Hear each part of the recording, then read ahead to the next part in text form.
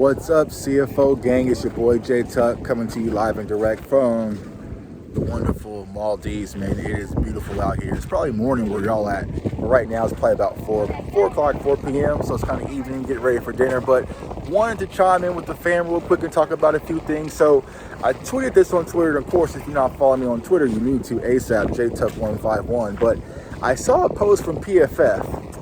And I don't know if I agree with this one, y'all. And tell me if y'all do, because we have some people who, they ride with Kellen Moore. I try to be a Kellen Moore supporter, but last year it was hard to really support. But it was a ranking about the top offensive play callers in the NFL, and it had Kellen Moore listed as number 2 behind Andy Reid.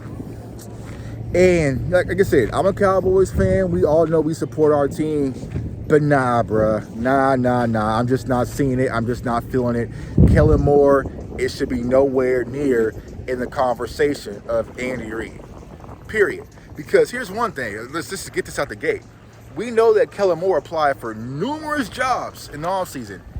He got 0. Wasn't even considered. So if he was the number 2 play caller across the NFL, he would have got a job. He was listed over Sean McVay. Like, he was listed number 2, Kellen Moore. And when you read the article, it said a few things, right? It said that due to the decline of Ezekiel Elliott, right? Zeke, that's a whole other conversation we'll talk about. He's not declining, he was hurt.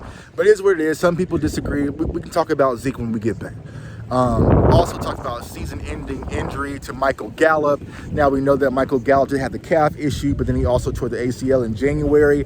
And then it also talked about, due to the decline of Dak Prescott after the calf strain, and then also that Kellen Moore helped lead Cooper Rush to a primetime victory over the Vikings. So that's why they gave him the number 2 spot when it comes to play calling. And like I said, I completely disagree with this. Like I said, I'm not the biggest Kellen Moore fan, but I'm also not the biggest Kellen Moore hater. I feel like Kellen Moore did okay. But we all know there's numerous evidence that he could have been better in a lot different situations. First down, we've always talked about that. Red zone, we've been talking about that for years. So Kellen Moore has struggled to find a way for the Cowboys to be more efficient in the red zone, which desperately has to change, especially this season.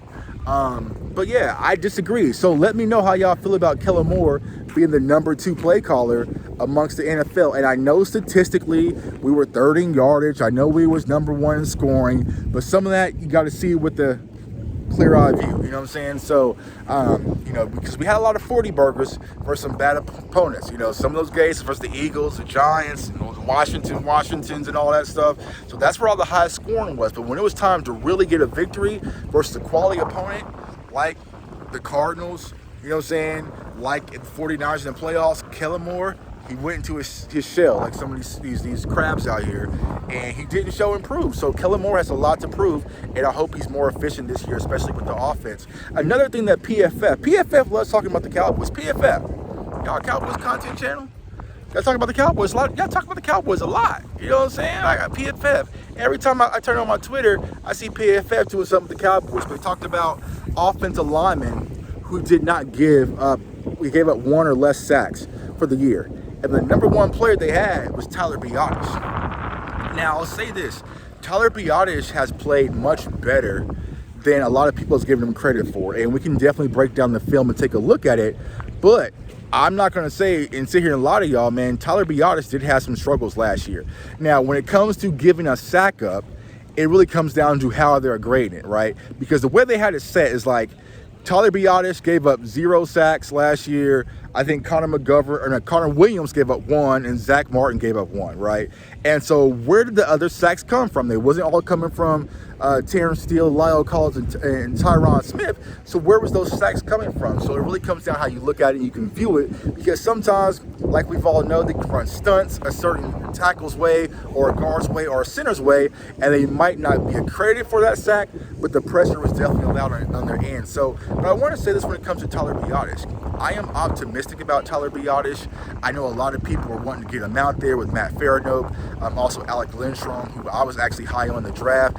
So I think there's going to be an open competition, because a lot of people say, yo, Tuck, he wasn't even calling the signals. It's time for him to go. But when you think about it, man, Tyler Biadasz is really kind of going into his 3rd season. Last year was his first full season.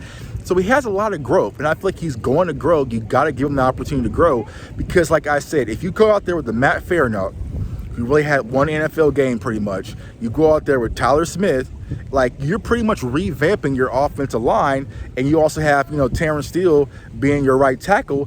That's a full rebuild with your offensive line. So you don't want to do that with your young wide receiver core the way it's looking right now. We don't know what Dalton Schultz is going to do. He showed up at camp, but he's going to be the full Dalton Schultz from last year, we do not know. You have Jalen Tolbert, who's unproven, James Washington. We don't know when Michael Gallup will fully be back.